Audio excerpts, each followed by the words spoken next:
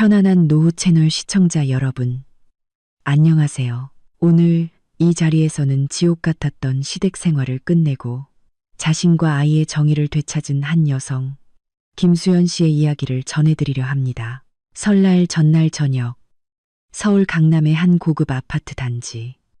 평소의 북적거림이 사라지고 고요함마저 감도는 가운데 수연 씨의 마음속은 폭풍이 몰아치고 있었습니다. 수연 씨는 허리를 감싸 안았습니다. 임신 6개월째. 만삭의 몸은 돌덩이를 매단 듯 무거웠습니다.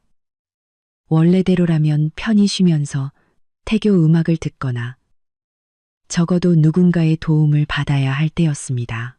하지만 눈앞에는 기름때와 주방세제, 채소 껍질이 뒤섞인 난장판이 펼쳐져 있었습니다.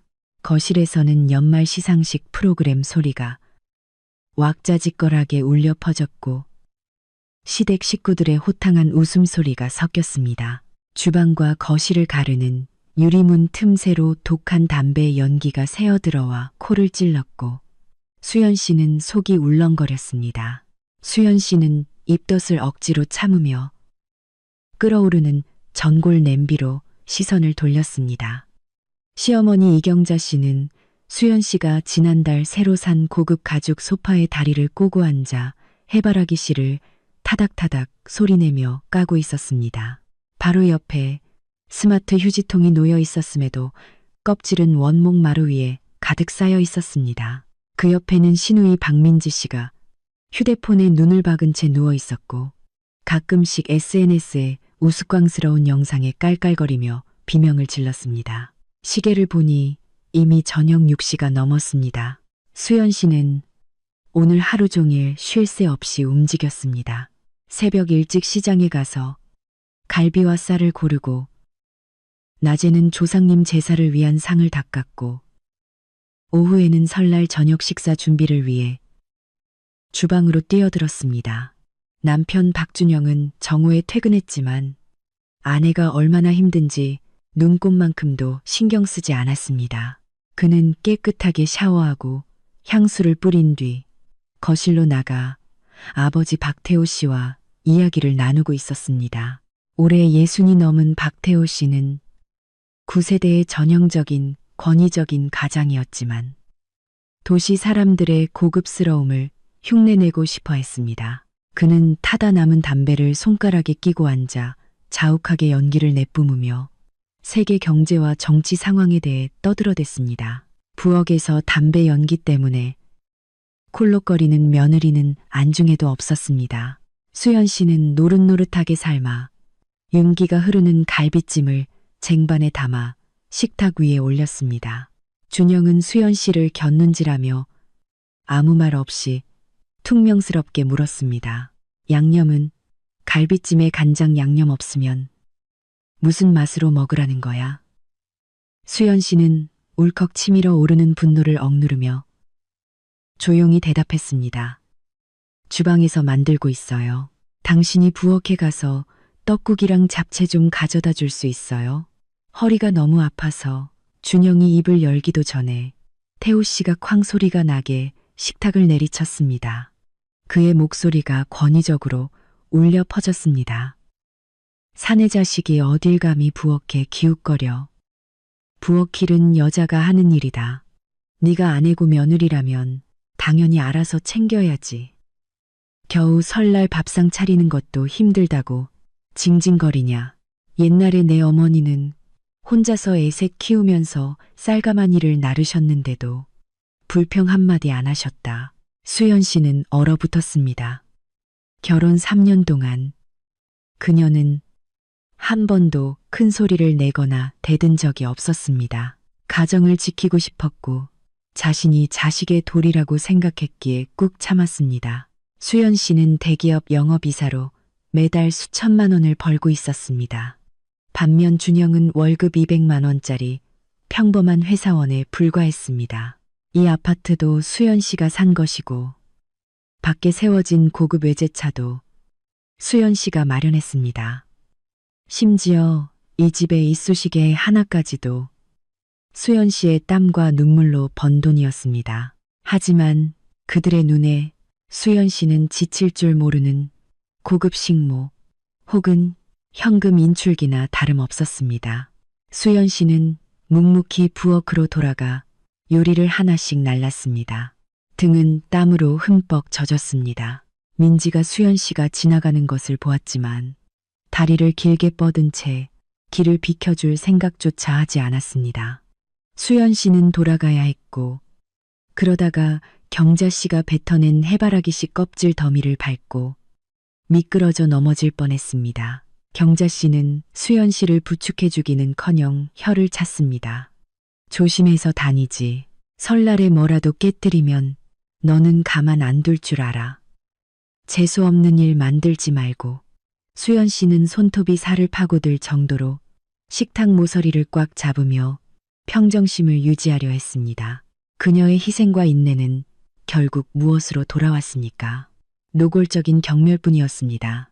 그들은 수연 씨에게 기생하며 살았지만 그녀를 뼛속까지 무시했습니다. 수연 씨는 깊은 숨을 들이마시며 뱃속의 아이를 위해 오늘 하루만 참자고 다짐하며 한 해의 마지막 임무를 완수하려 했습니다. 하지만 이 설날 저녁 식사가 그녀가 헌신했던 결혼 생활의 종지부가 될 줄은 꿈에도 몰랐습니다. 마침내 설날 상차림이 깔끔하게 차려졌습니다. 금빛 윤이 흐르는 갈비찜, 바삭하게 튀겨진 잡채, 뜨거운 떡국이 김을 모락모락 내뿜고 있었고 붉은색 송편은 행운을 상징했습니다. 이 모든 것이 가정을 꾸리고 싶었던 한 여성의 정성이었습니다. 시댁 식구들이 우르르 식탁으로 몰려들었습니다. 태호 씨는 이미 낯술로 얼굴이 벌개진 채 가장의 자리에 앉았습니다. 경자 씨와 민지가 양옆에, 준영은 아버지 옆에 앉았고 수연 씨는 식구들에게 밥을 퍼주기 위해 전기밥솥 근처인 식탁 끝에 앉았습니다. 태호 씨는 젓가락을 들고 아무에게도 권하지 않은 채 가장 큰 갈비 토막을 집어 자신의 그릇에 담았습니다. 준영은 서둘러 아버지에게 술을 따르며 아버지가 멋지다고 아첨했습니다. 민지는 밥을 먹으면서도 휴대폰을 보며 틱톡 영상 소리를 크게 틀어 대화 소리를 덮어버렸습니다. 수연 씨가 겨우 밥 한 숟갈을 입에 넣으려 할 때 진한 담배 연기가 얼굴로 확 뿜어졌습니다. 태호 씨는 왼손에는 갈비 토막을 들고 오른손에는 타다 남은 담배를 낀 채였습니다. 그는 음식을 씹으면서 담배를 빨아들였고 식사 도중에 태연하게 연기를 내뿜었습니다. 입덧이 격렬하게 밀려왔고 담배 연기가 음식 냄새와 뒤섞여 수연 씨의 위장을 뒤틀리게 했습니다. 수연 씨는 콜록거리며 기침을 했고 눈물과 콧물이 흘러나왔습니다. 그녀는 서둘러 휴지로 입을 막고 밥상을 망치지 않기 위해 구토를 참으려 애썼습니다. 수연 씨의 기침 소리에 경자 씨는 미간을 찌푸리며 불쾌해했습니다. 밥 먹는데 닭처럼 콜록거리지. 좀마. 입맛 다 떨어진다. 못 먹겠으면 다른 데로 가. 온 식구 밥 먹는데. 수연 씨는 붉어진 눈으로 경자 씨를 바라보았고 여전히 담배를 피우고 있는 태호 씨를 보았습니다. 더 이상 참을 수 없었습니다. 수연 씨는 모든 용기를 내어 떨리는 목소리지만 단호하게 말했습니다. 아버님, 저 임신 중이에요. 의사 선생님께서 아기 폐와 뇌에 영향이 가니 담배 연기를 절대 피해야 한다고 하셨어요. 식사 후에 피워주시면 안 될까요? 공간은 갑자기 침묵했고 씹는 소리마저 멈췄습니다. 태호 씨는 밥그릇을 내려놓고 핏발선 눈으로 수연 씨를 노려보았습니다. 분위기는 끊어지기 직전의 기타 줄처럼 팽팽했습니다. 그는 담배를 깊게 빨아들인 후 수연 씨의 얼굴에 연기를 한 번 더 뿜으며 으르렁거렸습니다. 네가 지금 뭐라고 했냐? 나보고 담배를 끄라고. 이 집이 언제부터 며느리가 시아버지한테 명령하는 곳이 됐어. 내가 평생 담배를 폈다. 준영이나 민지도 이거 마시고 죽은 애 없는데 네가 뭘 유난을 떨어. 어디서 버릇없는 며느리가 돈 좀 있다고 이 집안 위에 올라앉으려고 해. 준영은 아버지가 화내는 것을 보고 아내를 변호하기는커녕 수연 씨에게 소리쳤습니다. 여보, 왜 이래? 오늘 같은 날 감히 아버지 화나게 하는 거야. 겨우 담배 하나 가지고 무슨 불만이야. 조용히 해. 오랫동안 쌓여왔던 울분이 터져 나왔습니다. 수연 씨는 더 이상 굴욕을 참지 않기로 했습니다. 그녀는 준영의 눈을 똑바로 쳐다보며 목소리를 높였습니다. 당신 말 잘했다. 이 아이는 당신 아들이야. 아내를 아끼지 않더라도 아이는 아껴야지. 아버지가 밥상 앞에서 담배를 피우는데 독소가 얼마나 해로운지 당신은 배운 사람으로서 모를 리가 없잖아. 탁 하고 상을 치는 소리가 크게 울려 퍼졌습니다. 태호 씨는 벌떡 일어섰고 얼굴에는 살기가 가득했습니다. 그는 수연 씨를 향해 손가락질했습니다. 네가 감히 말대답을 해? 내가 가르치려는데 듣지도 않고 되도 않는 논리를 갖다 대? 내가 내게 위계질서가 뭔지 가르쳐주마. 말과 동시에 그는 수연 씨에게 달려들었습니다. 그의 손에는 여전히 불붙은 담배가 붉게 타오르고 있었습니다. 수연 씨는 놀라서 뒷걸음질 치려 했지만 뒤쪽이 냉장고에 막혀 있었습니다. 준영은 아버지가 달려드는 것을 보고 말리기는커녕 수연 씨의 두 팔을 붙잡아 버렸습니다. 그는 소리쳤습니다. 가만히 있어. 아버지한테 혼나고 정신 차려야지. 아내라는 것이 점점 버릇이 없어져. 수연 씨는 절망적으로 몸부림쳤지만 임신한 여자의 힘으로는 남자의 힘을 이길 수 없었습니다. 태호 씨는 수연 씨에게 얼굴을 들이밀었고 눈빛은 잔인했습니다. 그리고 복부에 뜨겁고 날카로운 통증이 느껴졌습니다. 악! 수연 씨는 고통스럽게 비명을 질렀습니다. 그가 불붙은 담배꽁초를 수연 씨의 만삭 복부에 얇은 니트 위로 그대로 지진 것입니다. 옷이 타는 매캐한 냄새와 피부가 타는 냄새가 뒤섞여 코를 찔렀습니다. 그는 담뱃재를 재떨이에 비벼 끄듯 담배를 복부에 강하게 비벼대며 으르렁거렸습니다. 네가 감히 기어오르려고 한 벌이다. 평생 기억해라.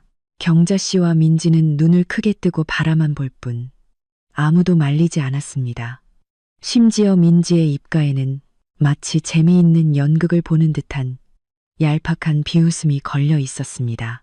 그 순간 육체적인 고통은 수연 씨의 마음속 고통에 비할 바가 아니었습니다.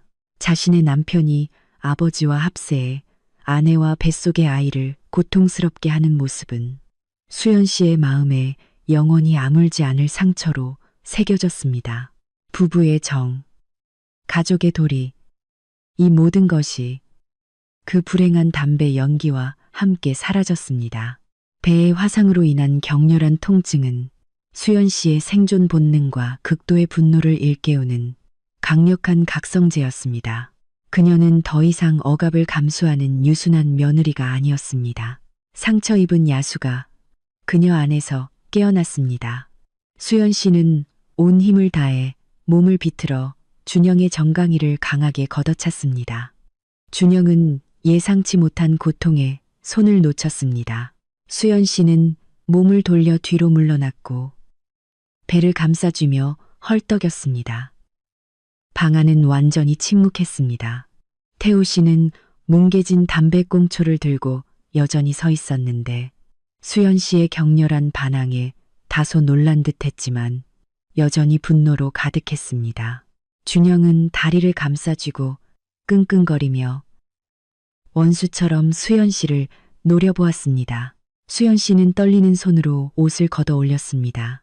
하얀 만삭 복부에 검게 그을린 니트 자국과 동그란 화상 자국이 선명하게 새겨져 있었습니다. 눈물은 이미 말랐고 남은 것은 칼날처럼 차갑고 날카로운 눈빛뿐이었습니다. 수연 씨는 바지 주머니에서 휴대폰을 꺼내 상처 부위를 여러 장 가까이서 찍은 뒤 카메라를 돌려 그들의 얼굴을 한 바퀴 쭉 훑었습니다. 뻔뻔한 태호 씨, 비겁한 준영, 무관심한 경자 씨, 그리고 고소해하는 민지의 얼굴까지 너 지금 무슨 짓 하는 거야? 휴대폰 당장 내려놔. 경자 씨는 수연 씨가 촬영하는 것을 보고 움찔하며 소리쳤습니다. 민지 역시 휴대폰을 뺏으려 달려들었지만 수연 씨는 한 발짝 물러섰습니다. 휴대폰을 높이 든 채 수연 씨의 목소리가 섬뜩할 정도로 차갑고 또렷하게 울려 퍼졌습니다. 무슨 짓 하냐고요? 이 짐승 같은 가족들이 저지른 짓에 대한 증거를 남기는 중이에요. 당신들은 사람이 아니에요. 당신들은 악마예요. 악마예요. 네가 누굴 짐승이라고 불러? 당장 내 집에서 나가. 태호 씨가 소리를 지르며 다시 수연 씨에게 달려들려 했습니다. 하지만 이번에는 수연 씨가 물러서지 않았습니다. 그녀는 태호 씨와 마주서서 식탁보 끝을 꽉 잡았습니다. 저를 쫓아내시겠다고요? 좋아요. 하지만 가기 전에 당신들이 받아야 할 것을 되돌려줘야죠. 말을 마치자마자 수연 씨는 온 힘을 두 팔에 집중시켜 공들여 장만한 고급 자수 식탁보를 세게 잡아당겼습니다. 쨍그랑 쿵 접시가 산산조각 나는 소리, 금속이 부딪히는 소리가 충격적으로 울려 퍼졌습니다. 맛있는 음식으로 가득했던 설날, 상차림 전체가 허공으로 솟구쳤다가 근처에 서 있던 태호 씨 부자에게 그대로 쏟아졌습니다. 뜨거운 떡국 국물이 태호 씨에게 쏟아지자 그는 화상으로 비명을 질렀습니다. 갈비찜과 잡채는 바닥에 흩뿌려졌고 준영과 민지의 명절 옷에 온통 달라붙었습니다.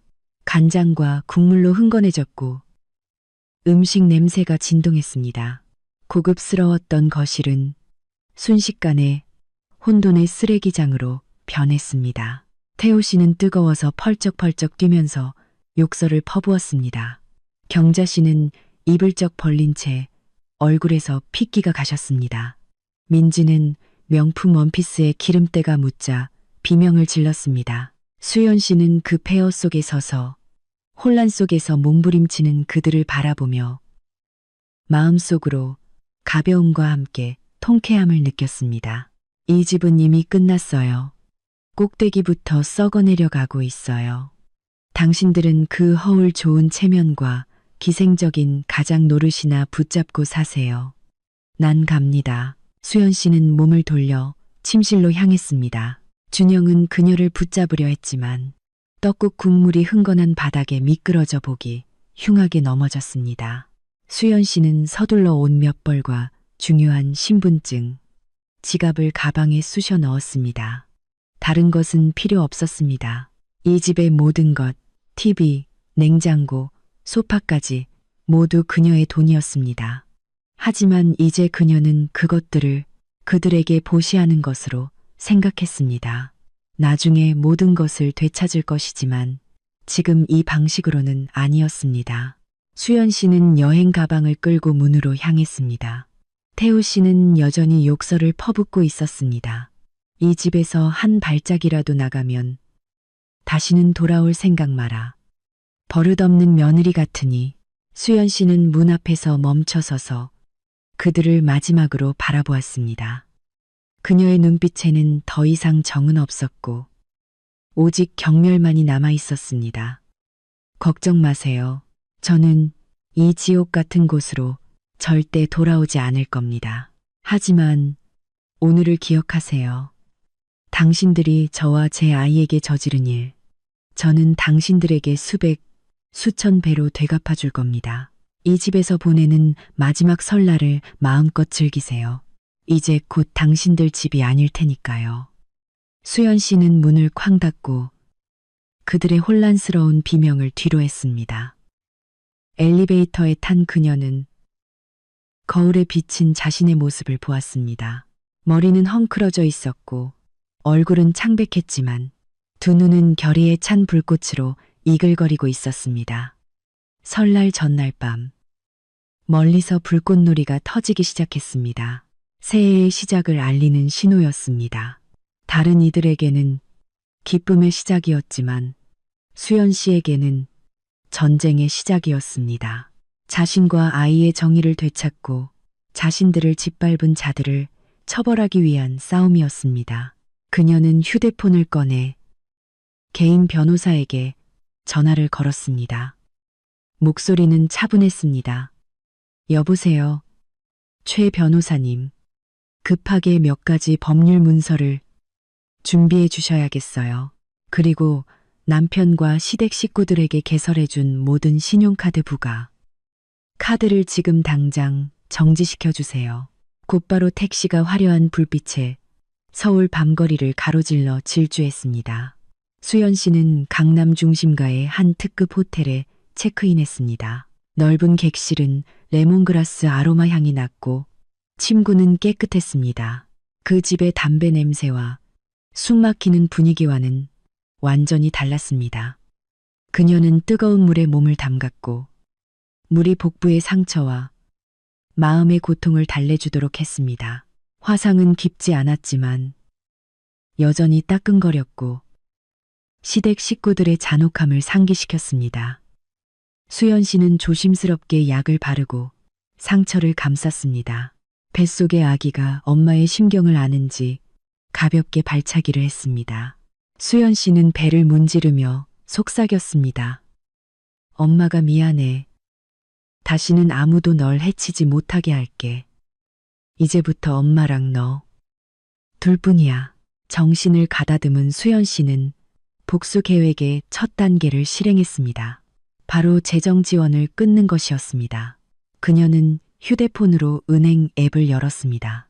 지난 3년 동안 남편의 체면을 세워주기 위해 수연 씨는 준영에게 500만 원 한도의 신용카드를 개설해 접대비로 쓰게 했습니다. 경자 씨에게도 슈퍼마켓 장보기를 위한 부가카드가 있었고 민지에게는 용돈으로 쓸 100만 원 한도의 카드가 있었습니다. 이 모든 금액은 수연 씨의 월급 통장에서 자동으로 결제되었습니다. 그들은 수연 씨를 무한한 금광으로 여겼기 때문에 가격표를 볼 필요 없이 흥청망청 돈을 썼습니다. 수연 씨의 손가락이 화면 위를 빠르게 움직였습니다. 박준영 부가 카드 정지, 이경자 부가 카드 정지, 박민지 부가 카드 정지. 그것으로 끝이 아니었습니다. 그녀는 전자결제 앱에 접속하여 모든 자동 이체 명령을 취소했습니다. 전기요금, 수도요금, 인터넷요금, 아파트 관리비, 주차요금. 이전에는 매달 결제일이 되면 돈이 자동으로 빠져나갔고 그들은 그저 향유하기만 했습니다. 이제 준영의 쥐꼬리만 한 월급으로 매달 수백만 원의 비용이 드는 그 고급 아파트에서 어떻게 살지 두고 볼 일이었습니다. 모든 것을 마친 수연 씨는 입가에 미소를 지었습니다. 곧 벌어질 상황을 상상했습니다. 매년 관례대로 설날 저녁 식사 후 준영의 가족은 애군을 쫓고 새해를 축하하기 위해 유흥가에 가서 노래방 도우미를 부르며 놀았습니다.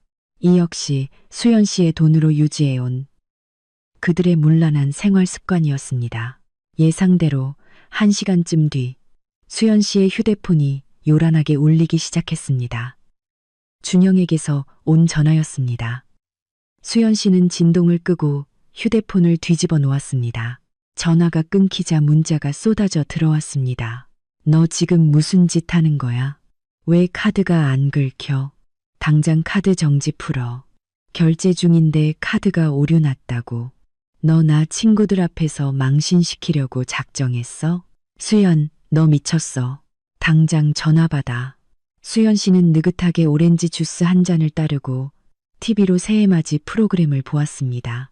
마음은 이상하리만큼 평화로웠습니다. 강남의 고급 노래방에서 지금쯤 비극적인 코미디가 펼쳐지고 있을 것이 분명했습니다. 준영은 체면 때문에 VIP룸을 예약했고 비싼 양주와 예쁜 여직원들을 불러 맥주를 따르게 했습니다. 경자 씨와 민지 역시 수입, 과일과 최고급 육포를 주문했습니다. 계산할 시간이 되자 청구 금액은 수백만 원에 달했습니다. 준영은 으스대며 카드를 내밀어 긁었습니다. 삐빅, 거래 거절. 계산원 직원은 정중하게 미소 지었습니다. 손님 카드 오류가 났습니다. 다른 카드로 결제하거나 현금으로 부탁드립니다. 준영은 식은땀을 흘리며 카드를 다시 시도했지만 역시 안 됐습니다. 경자 씨가 소리쳤습니다. 무슨 오류가 나? 우리 며느리 카드는 한도가 수천만 원인데 당신들 일 처리 똑바로 해. 경자 씨는 자신의 장보기 카드를 꺼내 긁어보라고 했습니다. 삐빅, 거래 거절. 민지 역시 당황하여 자신의 카드를 내밀었지만 결과는 똑같았습니다. 세 장의 카드 모두 쓸모없는 플라스틱 조각이 되어버린 것입니다. 이때 노래방 관리자가 나왔고 그의 미소는 사라지고 의심의 눈초리로 바뀌었습니다. 고객님, 결제를 부탁드립니다. 다른 카드나 현금이 없으시면 저희가 경찰서에 신고할 수밖에 없습니다. 준영은 얼굴이 불그락푸르락해졌고 굴욕감과 분노에 휩싸였습니다. 그는 지갑을 털어 겨우 10만 원 남짓한 현금을 찾아냈습니다. 경자 씨는 주머니를 뒤져도 몇천 원짜리 잔돈만 나왔고 민지는 빈털털이었습니다. 온 가족이 서로를 쳐다보았고 함께 온 친구들은 화장실에 가거나 전화를 받는다며 자리를 피했습니다. 결국 준영은 체면을 구기며 친구들과 동료들에게 급하게 돈을 빌려 간신히 계산을 마칠 수 있었습니다. 고급 외제차는커녕 온 가족은 분노와 수치심에 가득 찬 채 택시를 타고 집으로 돌아가야 했습니다. 준영에게서 또다시 문자가 왔습니다. 너 정말 대단하다. 감히 나에게 망신을 줘. 너 두고 봐. 내일 아침에 너한테 가서 따져 물을 거야. 수연 씨는 문자를 읽고 코웃음 쳤습니다. 따져 묻겠다고요. 누가 누구에게 따질지 아직 모를 일이었습니다. 내일 아침 그녀가 그들에게 줄 새해 첫 선물이 진짜 시작될 것이었습니다. 수연 씨는 휴대폰을 내려놓고 이불을 덮었습니다. 오늘 밤 그녀는 내일 설날 아침에 벌어질 큰 연극을 위해 푹 잘 것입니다. 경찰이 박태호 씨 가족에게 찾아올 예상치 못한 첫 번째 새해 손님일 것입니다. 설날 아침 서울의 하늘은 맑았고 따뜻한 햇볕이 푸른 나뭇잎 위로 부드럽게 쏟아졌습니다. 사람들은 한 해의 복을 기원하며 첫 손님을 맞이하기 위해 문을 활짝 열었습니다. 하지만 박태호 씨 가족의 2105 아파트에는 위험 있는 푸른색 경찰 제복을 입은 손님들이 찾아왔습니다. 정확히 오전 8시 태호 씨가 하품을 하며 거드름 피우며 차를 마시며 부자인 며느리를 이웃들에게 자랑할 준비를 하던 그때 초인종이 요란하게 울렸습니다. 준영은 들떠서 문을 열었고 분명 일찍 온 술 친구들일 거야 라고 중얼거렸습니다. 하지만 그의 미소는 이내 사라졌고 얼굴은 일그러졌습니다. 경찰관 2명과 통장, 이웃 대표 이 문 앞에 서 있었기 때문입니다. 그들 뒤에는 싸늘한 표정의 수연 씨가 손에 상에 진단서를 들고 서 있었습니다. 나이가 많은 경찰관이 엄숙하게 물었습니다. 박태호 씨 댁이 맞습니까? 준영은 당황하며 손발을 어쩔 줄 몰라 했습니다. 네, 맞습니다. 새해 아침부터 무슨 일이십니까? 저희는 김수연 씨로부터 박태호 씨의 고의적 상해 및 가정 폭력 행위에 대한 고소장을 접수했습니다. 인 박태호 씨께서는 나와서 협조해 주시기 바랍니다. 집 안에서 시끄러운 소리를 들은 태호 씨가 나왔습니다. 수연 씨를 보자마자 그의 얼굴은 붉어졌고 손가락으로 그녀를 가리키며 소리쳤습니다. 내가 감히 여기에 다시 발을 들여? 네가 시아버지를 협박하려고 경찰까지 데려온 거야? 이 버릇없는 며느리가 은혜를 원수로 갚아. 수연 씨는 대답 대신 지난밤 응급실에서 진료받은 화상 사진과 국제병원의 초진 기록을 경찰관에게 조용히 건넸습니다. 의사는 수연 씨가 임신부이기 때문에 면밀한 관찰이 필요하며 이도 화상을 입었다고 진단했습니다. 경찰관은 증거를 훑어본 후 태호 씨를 향해 단호하게 말했습니다. 박태호 씨, 진정하시고 질서를 지켜주십시오. 임신한 여성의 배에 담뱃불을 지진 행위는 심각한 법률 위반이며 고의적 상해죄의 혐의가 있습니다. 즉시 경찰서로 가서 진술해 주십시오. 태호 씨는 눈을 크게 떴고 자신의 귀를 의심하는 듯 했습니다. 그는 집안에서 왕처럼 행동하는 것에 익숙해져 있었고 아내나 며느리를 때리는 것은 가정 내 훈육 문제이지 법이 개입할 수 없다고 생각했습니다. 그는 소리쳤습니다. 말도 안 돼. 내가 며느리를 훈육한 게 무슨 죄가 돼. 걔가 버릇없으니까 내가 가르친 거지.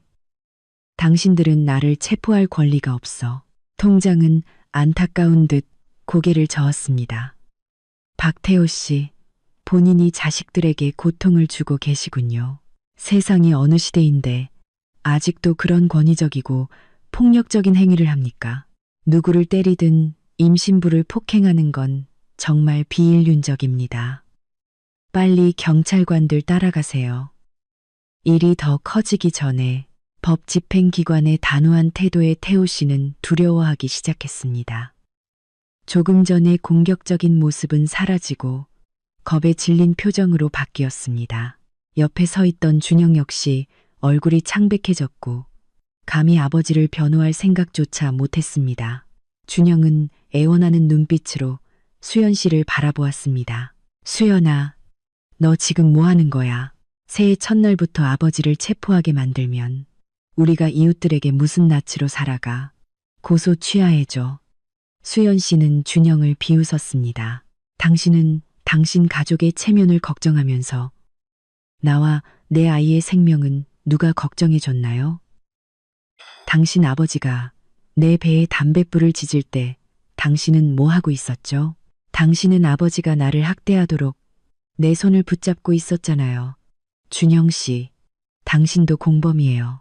하지만 오늘은 우두머리부터 처리하고 싶네요. 태호 씨는 이웃들의 호기심 가득한 시선 속에서 엘리베이터로 끌려갔습니다. 복도 전체에 웅성거리는 소리가 울려 퍼졌습니다. 세상에, 박태호 씨가 경찰에 잡혀갔대. 듣자 하니 임신한 며느리를 잔인하게 때렸다고 하던데 겉으로는 점잖은 척하더니 알고 보니 악마였어. 엘리베이터 문이 닫히면서 태호 씨의 망연자실한 얼굴이 가려졌습니다. 수연 씨는 뒤돌아섰습니다. 천근만근의 돌덩이를 내려놓은 듯 마음이 가벼웠습니다. 이것은 그저 새해 인사일 뿐이었습니다. 설날 나흘 후 아직 거리에는 봄 기운이 남아 있었지만 준영의 아파트는 장례식장처럼 어둡고 침울했습니다. 수연 씨는 친정 근처 단골 카페에 앉아 커피를 마시며 휴대폰으로 은행 거래 내역을 확인하고 있었습니다. 그녀의 입가에 만족스러운 미소가 떠올랐습니다. 예상대로 재정폭탄이 터지기 시작했습니다. 아파트에서 준영은 휴대폰 화면을 보며 머리를 쥐어뜯고 있었습니다. 은행에서 차갑고 잔인한 문자 메시지가 방금 도착했습니다. 고객님의 주택담보대출 상환 기한이 지났습니다. 납부해야 할 금액은 560만 원입니다. 연체료 발생을 피하기 위해 즉시 상환해 주시기 바랍니다. 이전에는 수연 씨의 전화번호로 메시지가 왔고 돈도 수연 씨 계좌에서 자동으로 빠져나갔습니다. 하지만 그녀는 떠나기 전에 연락처를 준영의 번호로 몰래 바꿨고 당연히 대출금 납부를 중단했습니다. 준영은 소스라치게 놀라 소리쳤습니다. 엄마, 수연이가 집 대출금 납부를 끊었어. 은행에서 당장 500만 원을 내라고 독촉하잖아. 우리가 지금 어디서 이 돈을 구해? 경자 씨는 방구석에서 시든 시금치를 다듬다가 그 소리를 듣고 깜짝 놀랐습니다. 그녀는 채소를 바닥에 내던지고 맹렬히 욕설을 퍼부었습니다. 이 끔찍한 년이 우리 가족을 죽이려고 작정했구나. 500만 원이면 네 2달치 월급이나 마찬가지인데. 그럼 전기세, 수도세, 관리비는? 그것도 다 끊었어. 엄마, 오늘 아침에 경비실에서 3개월치 관리비 600만 원이 밀렸다고 독촉하고 갔어. 안 내면 물도 끊고 엘리베이터도 못 쓰게 한대. 경자 씨는 의자에 털썩 주저앉았고 얼굴이 잿빛으로 변했습니다. 며칠 동안 신용카드가 정지되면서 그녀는 전처럼 슈퍼마켓에서 좋은 음식을 살 수 없었습니다. 냉장고는 텅 비어 있었고 달걀 몇 개와 시든 채소만 남아 있었습니다. 풍족한 생활에 익숙했던 그녀는 이제 몇 푼짜리 잔돈을 들고 시장에 가서 상한 생선과 늙은 채소를 사와야 했고 도저히 목구멍으로 넘어가지 않았습니다. 설날 넷째 날 점심상은 참담하기 그지없었습니다. 물만 잔뜩 담긴 시금치 된장국, 얇게 태운 달걀 프라이, 그리고 아무것도 넣지 않은 간장 종지. 민지는 밥상을 보더니 입술을 삐죽였습니다. 이게 무슨 밥이야? 개나 주는 밥이야? 난 안 먹어. 나 동건 오빠랑 나가서 먹을 거야. 경자 씨는 딸에게 화를 냈습니다. 네가 능력이 있으면 마음대로 나가. 돈도 없으면서 맛있는 거 좋은 옷만 찾으려고 해. 내 카드도 수연이가 다 정지시켰어.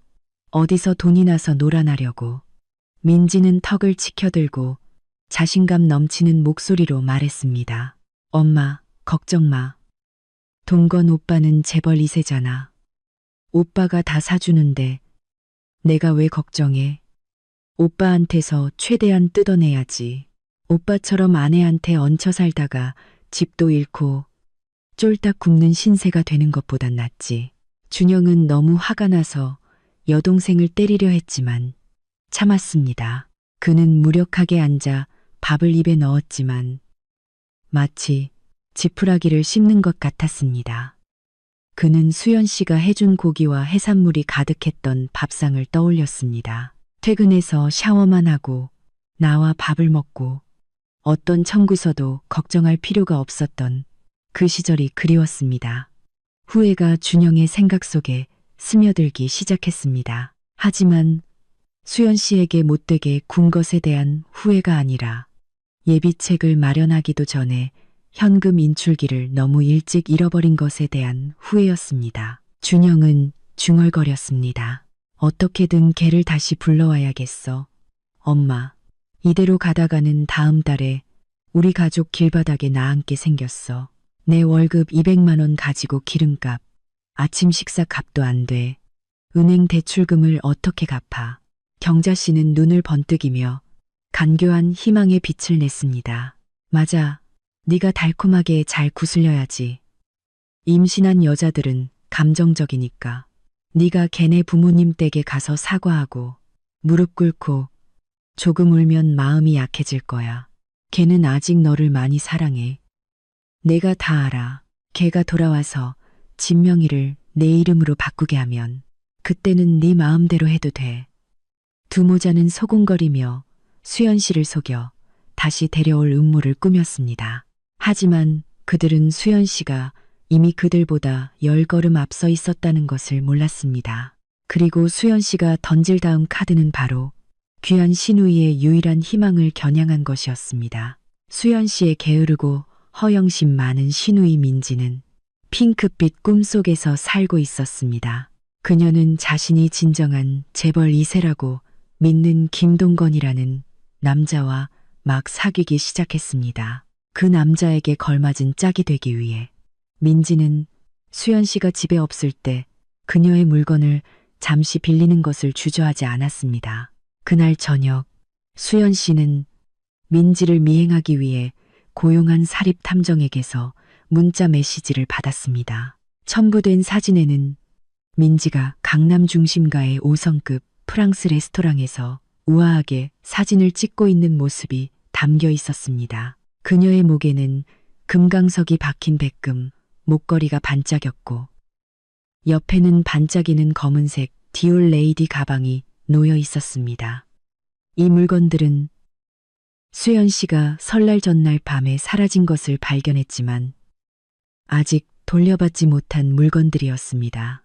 수연 씨는 입가에 미소를 지으며 변호사 최 변호사에게 전화를 걸었습니다. 최 변호사님, 이제 무대 위에 오를 시간입니다. 장소는 18번 테이블. 라레느 레스토랑이에요. 소유권을 증명할 모든 서류를 챙겨 오시는 것 잊지 마세요. 레느 레스토랑.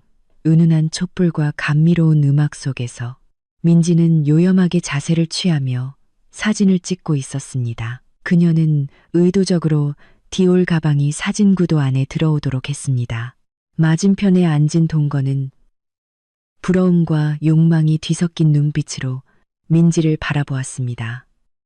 민지 씨는 정말 세련됐군요. 이 가방 수천만 원은 하죠. 민지는 머리를 쓸어 넘기며 교태롭게 웃었습니다. 별거 아니에요, 오빠. 지난달에 유럽 갔을 때 샀어요. 저희 집에는 이런 거 넘쳐요. 쓰다가 질리면 그냥 버리는 거죠. 민지가 자신의 가짜 상류층 생활에 대해 떠벌리고 있을 때 단호한 목소리가 바로 옆 테이블에서 울려 퍼졌습니다. 박민지 씨, 안녕하세요. 두 분의 낭만적인 저녁 식사를 방해해서 죄송합니다. 민지는 깜짝 놀라 뒤를 돌아보았고 수연 씨가 서류 가방을 든 정장 차림의 남자와 함께 서 있는 것을 보고 얼굴에서 핏기가 싹 가셨습니다.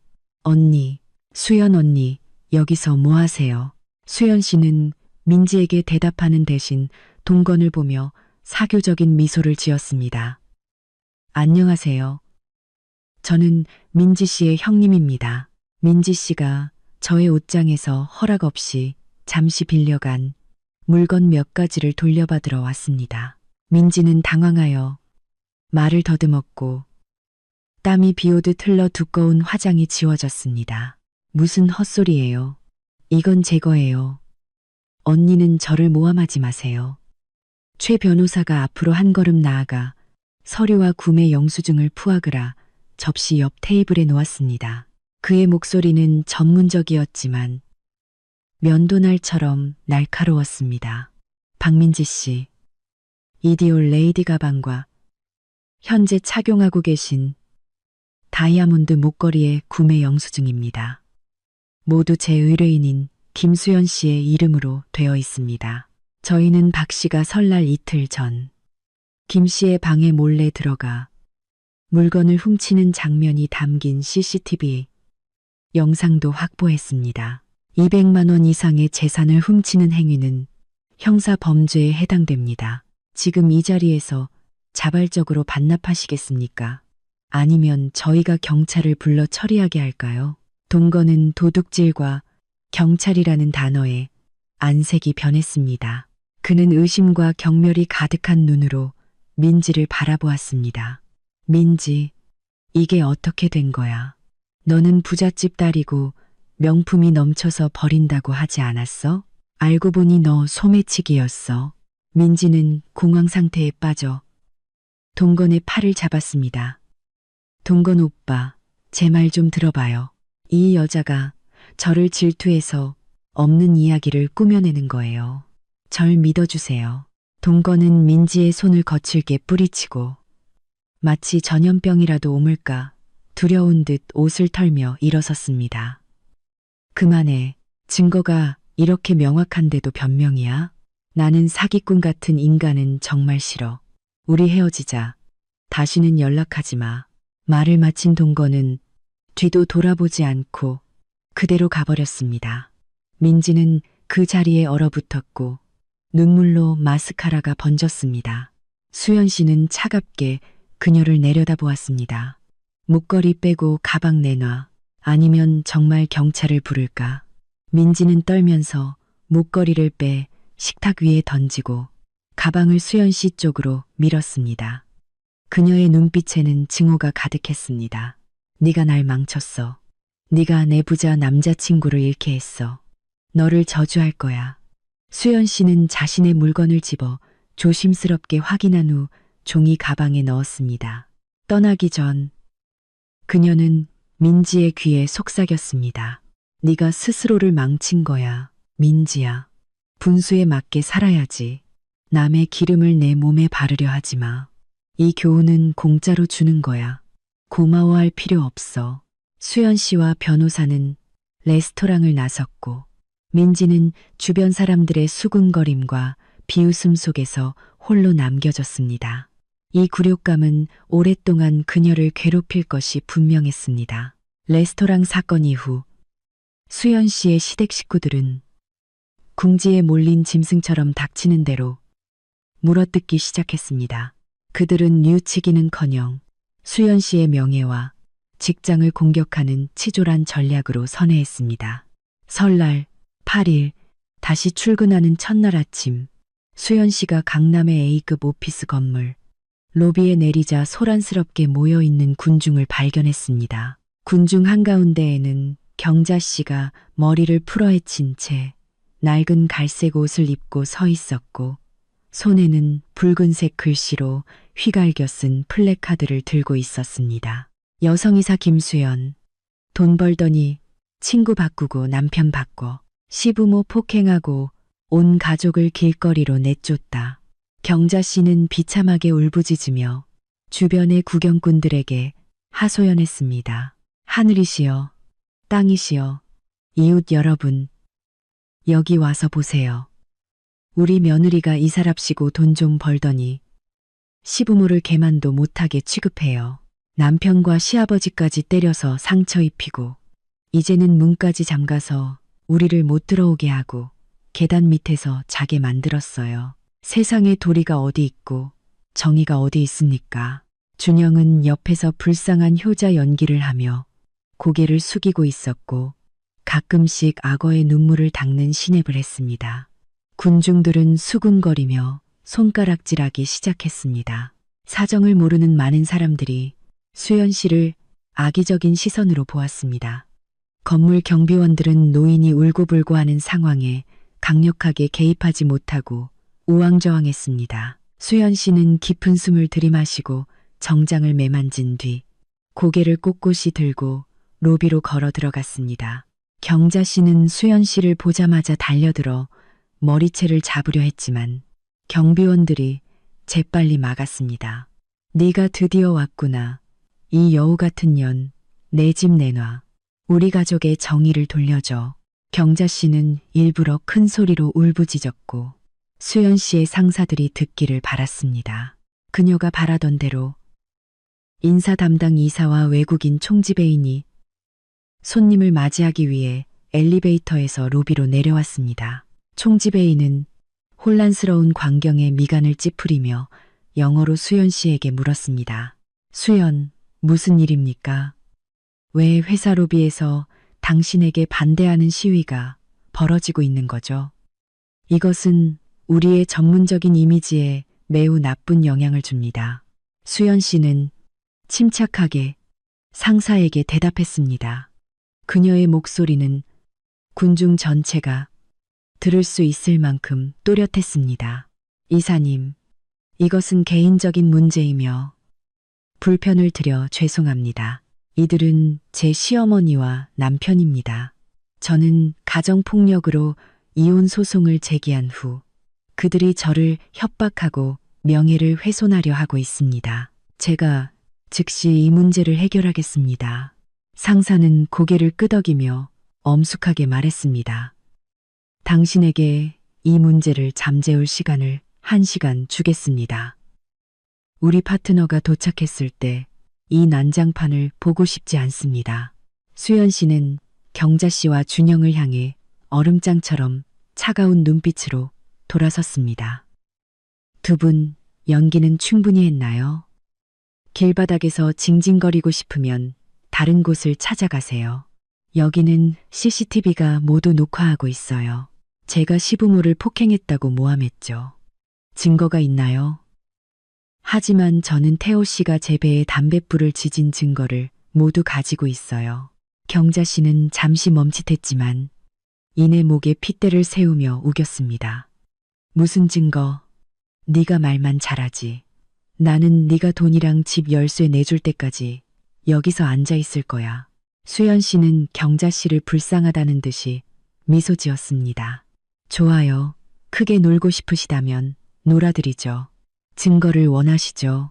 그럼 제가 이 세상 사람들에게 당신들 가족의 진짜 얼굴을 보여줄게요.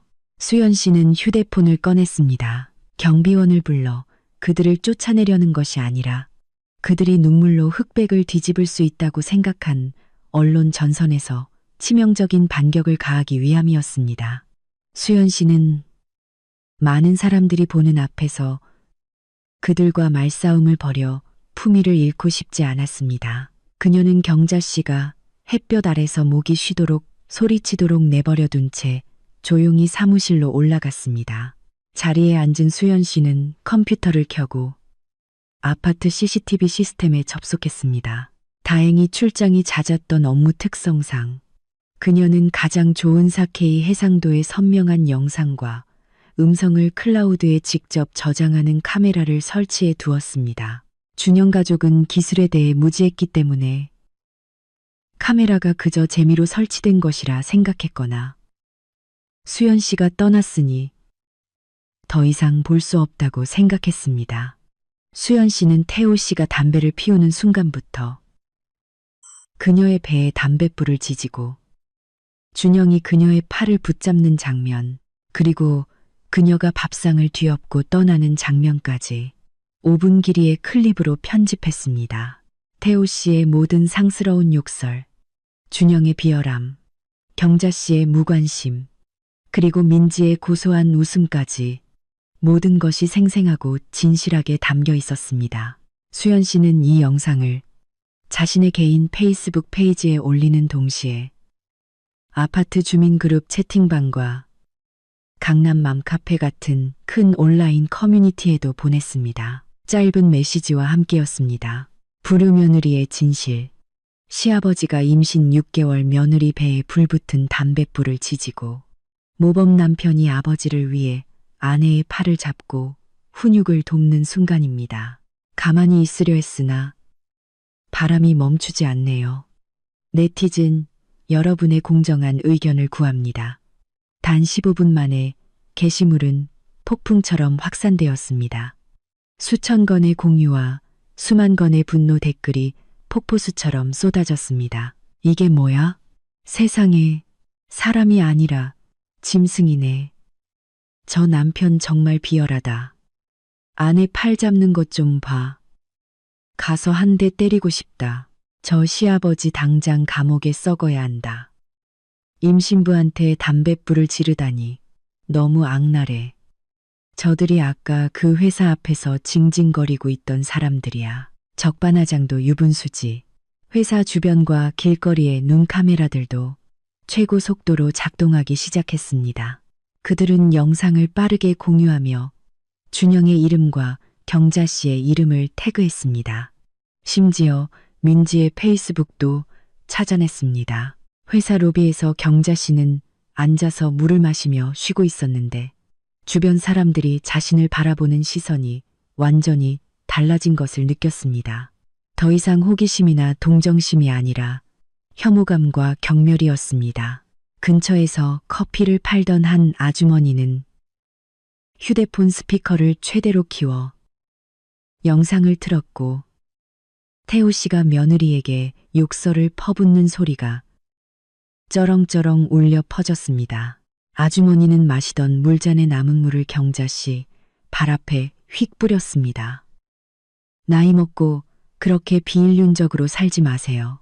영상 보니까 피가 거꾸로 솟네. 당장 여기에서 떠나. 남의 장삿집 더럽히지 말고. 악마 같은 것. 경자 씨는 어리둥절한 채 무슨 일인지 파악하지 못하고 있는데 준영이 허겁지겁 달려와 얼굴이 잿빛이 된 채 휴대폰을 내밀었습니다.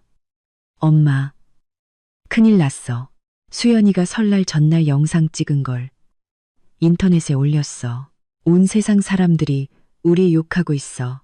엄마, 경자 씨는 휴대폰을 낚아채 화면을 보았습니다. 볼수록 손이 덜덜 떨렸습니다. 욕설과 비방, 그리고 불매운동을 하겠다는 댓글들이 빗발쳤습니다.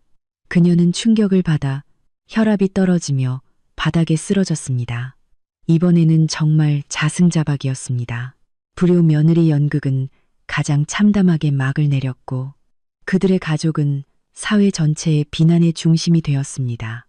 수연 씨는 20층 사무실 창문 아래로 준영이 경자 씨를 부축하여 비틀거리며 택시를 타고 가는 모습을 내려다보았습니다. 그녀는 마음속으로 중얼거렸습니다. 이것은 악몽의 시작일 뿐이야.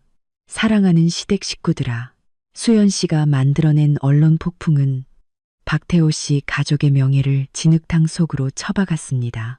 하지만 수연 씨는 그것이 단지 정신적인 타격일 뿐이라는 것을 알았습니다.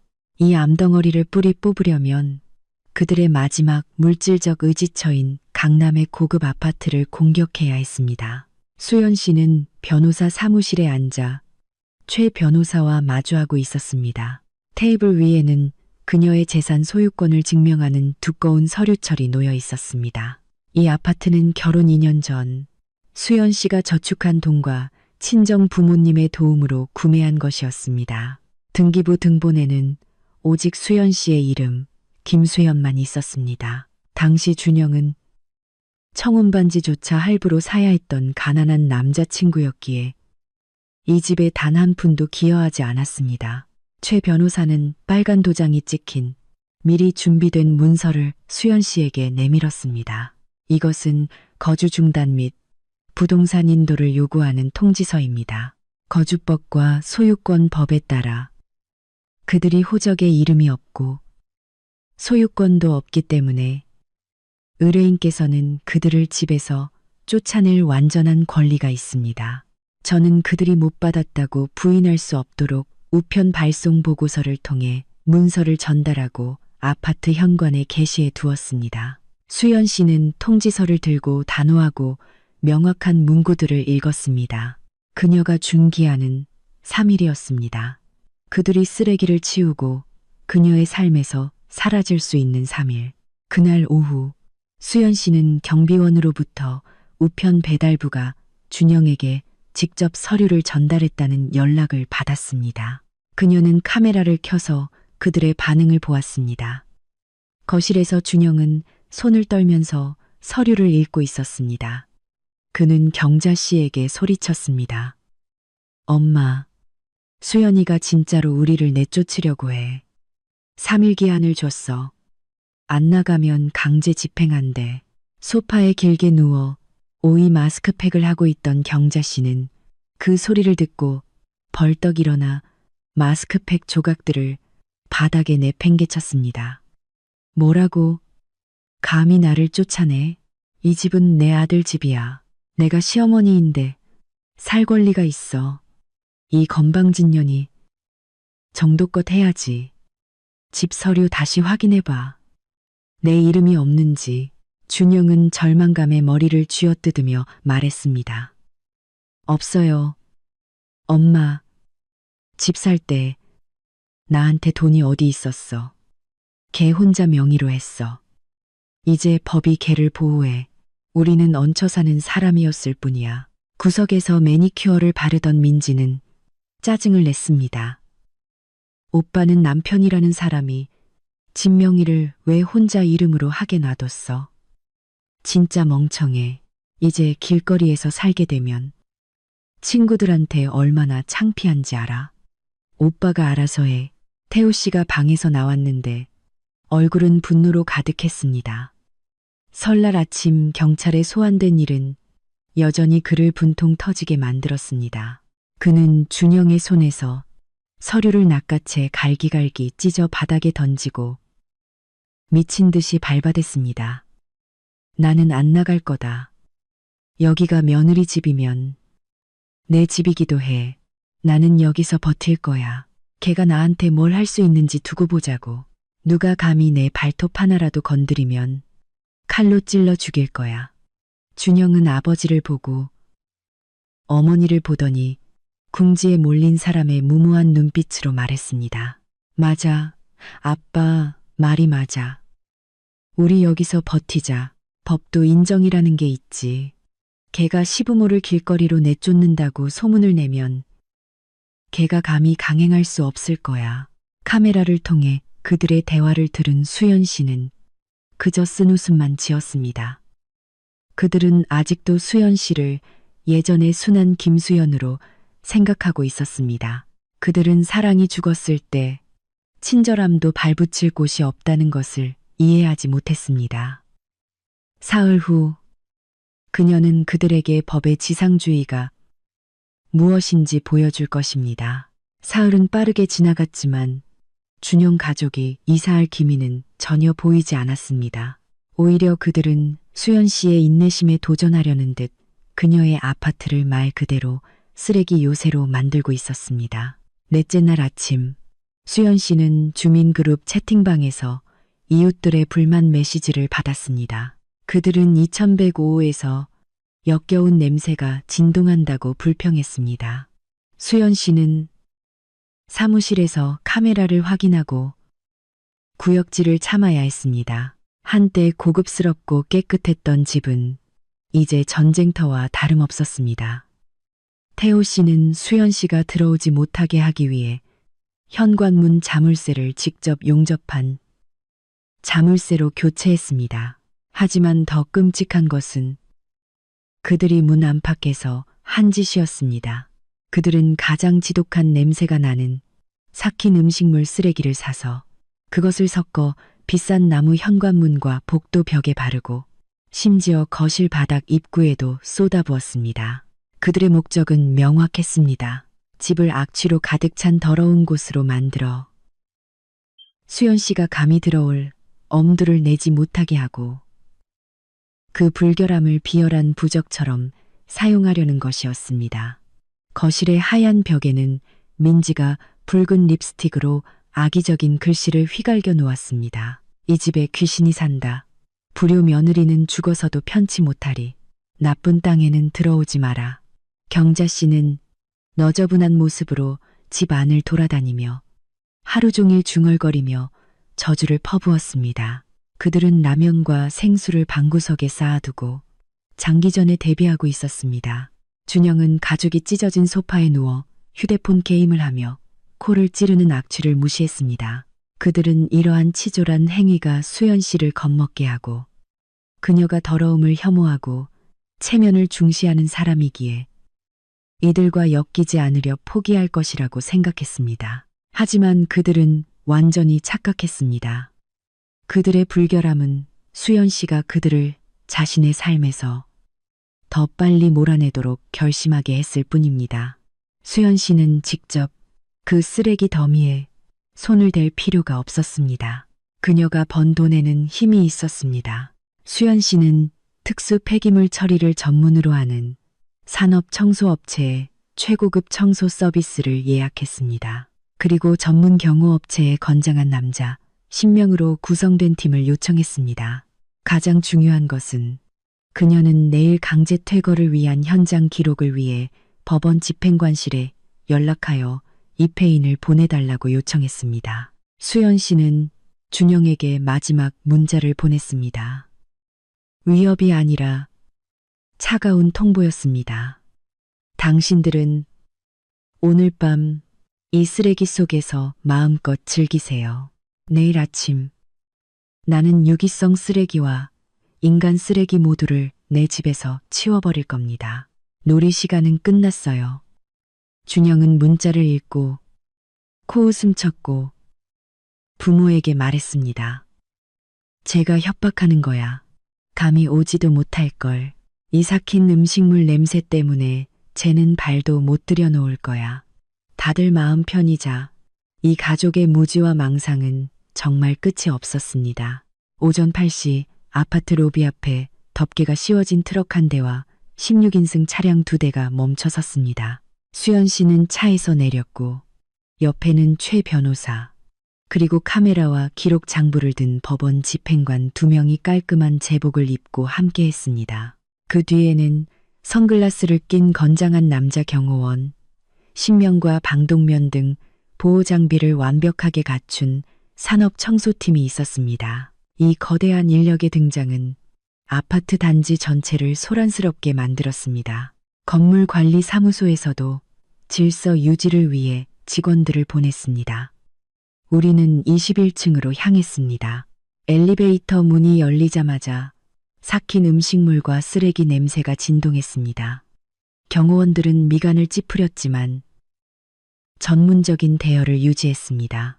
수연 씨가 고개를 끄덕이자 전문 자물쇠 수리공이 나섰고 태호 씨가 직접 만든 자물쇠를 단 2분 만에 드릴로 부숴버렸습니다. 문이 활짝 열렸습니다. 누가 감히 내 집을 부수느냐. 의자에서 꾸벅꾸벅 졸고 있던 태호 씨가 깜짝 놀라 깨어났고 식탁 위에 미리 준비해둔 식칼을 움켜쥐고 달려와 휘두르려 했습니다. 하지만 그가 칼을 휘두르기도 전에 건장한 경호원 2명이 그를 제압하고 팔을 뒤로 꺾어 칼을 압수했습니다. 태호 씨는 강도야. 강도 들어왔다. 고소리쳤습니다. 경자 씨와 민지가 침실에서 뛰쳐나왔고 이 광경을 보고 공황 상태에 빠졌습니다. 경자 씨는 치졸한 전술을 쓰려 했고 옷을 벗고 바닥에 오줌을 누려하며 징징거렸습니다. 그녀는 소리쳤습니다. 내가 여기다 오줌 싸는 꼴을 봐라. 네가 나한테 뭘 할 수 있는데 나는 늙어서 무서운 게 없어. 하지만 그녀는 너무 느렸습니다. 여성 경호원 2명이 재빨리 그녀의 겨드랑이를 잡아 상황에서 끌어내었고 복도의 플라스틱 의자에 앉혔습니다. 민지는 벽 구석에서 웅크린 채 거대한 경호원들이 다가오는 것을 보고 울면서 애원했습니다. 준영은 수건만 감은 채 욕실에서 뛰쳐나왔고 얼굴은 핏기 하나 없었습니다. 그가 변명하려 입을 열자 수연 씨는 퇴거 명령서를 그의 얼굴 앞에 내밀었습니다. 시간 끝났어요. 당신과 당신 가족은 당장 내 재산에서 나가주세요. 법원 집행관은 강제 집행 조서를 큰 소리로 읽기 시작했고 카메라가 준영 가족이 저지른 더럽고 훼손된 현장 전체를 기록하여 나중에 손해배상 청구의 증거로 삼았습니다. 청소팀은 폭풍처럼 빠르게 움직였습니다. 그들은 물건을 꼼꼼하게 분류할 필요 없이 준영 가족의 모든 옷과 개인 물품을 거대한 검은 자루에 집어넣었고 더러운 접시와 냄비도 상자에 던져 넣었습니다. 불과 1시간도 채 되지 않아 그들의 모든 소지품은 아파트 앞 인도에 쌓였습니다. 박태호 씨 가족은 집 밖으로 끌려 나와 햇볕 아래 덩그러니 서 있었고 주변에는 폐기물처럼 보이는 검은 자루들이 어지럽게 널려 있었습니다. 이웃들이 구경하러 몰려들었고 모두 통쾌해하며 수군거렸습니다. 태호 씨는 굴욕감에 고개를 숙인 채 인도에 주저앉았습니다. 경자 씨는 비참하게 울었지만 아무도 동정하지 않았습니다. 민지는 지나가는 사람들의 휴대폰 카메라를 피해 얼굴을 가렸습니다. 준영은 21층의 아파트를 멍하니 올려다보았습니다. 발코니 문은 이미 닫혔고 그의 호화로운 생활은 끝이 났습니다. 수연 씨는 발코니에 서서 내려다보았습니다. 삭힌 음식물 냄새가 여전히 남아 있었지만 폐 속의 공기가 이렇게 맑았던 적은 없었습니다. 이제 가장 중요한 단계가 끝났습니다. 이제 그들은 진정한 노숙자가 되었습니다. 길거리로 쫓겨난 후 준영 가족은 외곽의 허름한 월세방에 숨어 지냈습니다. 보증금 100만 원, 월세 20만 원짜리 방이었습니다. 돈은 바닥났고 빚은 그들을 짓눌렀으며 내부 갈등은 격렬해지기 시작했습니다. 수연 씨는 탐정으로부터 그들이 먹을 것을 두고 서로 욕하고 싸운다는 보고를 매일 받았습니다. 비가 추적추적 내리던 어느 날 오후 수연 씨는 친정 부모님 댁 거실에서 책을 읽고 있는데 초인종 소리가 들렸습니다. 어머니는 카메라 화면을 보고 경멸하는 표정으로 수연 씨에게 말했습니다. 준영이가 왔구나. 비 맞고 대문 밖에 서 있는데 정말 처량해 보인다. 수연 씨는 창밖을 내다보았습니다. 준영은 우산도 우비도 없이 서 있었고 온몸이 물에 빠진 생쥐처럼 젖어 있었습니다. 야위고 수염이 덥수룩한 얼굴에 빗물이 흘러내렸습니다. 그는 꼼짝 않고 집을 바라보았고 이따금씩 인도의 무릎을 꿇고 구조를 바라는 사람처럼 손을 모아 절했습니다. 아버지는 화가 나서 신문을 탁자에 내려놓았습니다. 내가 나가서 당장 쫓아낼게. 비겁하게 아내를 때리고 이제 와서 뻔뻔하게 고통전수를 써. 절대로 용서 못해. 수연 씨는 아버지를 급히 말리며 미소를 지었습니다. 아빠, 진정하세요. 저는 그의 음모를 이미 알고 있어요. 그는 후회하는 남편 역할을 연기하며 제가 마음이 약해져 돌아오길 바라는 것뿐이에요. 그리고 다시 저를 착취하겠죠. 하지만 재미있는 연극에는 관객이 있어야죠. 아빠, 제가 나가서 잠깐 만나볼게요. 수연 씨는 검은 우산을 들고 천천히 대문으로 나갔습니다. 수연 씨를 보자 준영의 눈은 구명보트를 발견한 사람처럼 밝아졌습니다. 그는 차가운 철제 대문을 붙잡고 추위와 연기 때문에 목이 쉬어버린 목소리로 말했습니다. 수연아, 내가 잘못했어. 내가 잘못했어. 나를 용서해줘. 며칠 동안 나는 죽은 거나 마찬가지였어. 네가 그리고 우리 아이가 너무 보고 싶었어. 나에게 다시 기회를 줘. 내가 너에게 잘못한 것을 속죄하기 위해 소라도 말이라도 될게. 수연 씨는 우산으로 머리를 가린 채 대문 안에 서서 차가운 눈빛으로 그를 바라보았지만 목소리에는 일부러 흔들림을 주었습니다. 돌아가요. 우리는 끝났어요. 당신은 나를 충분히 고통스럽게 하지 않았나요? 수연 씨가 마음이 약해진 것 같자 준영은 한 걸음 더 나아가 더러운 물웅덩이에 완전히 무릎을 꿇고 땅에 머리를 타셨습니다. 제발 부탁이야.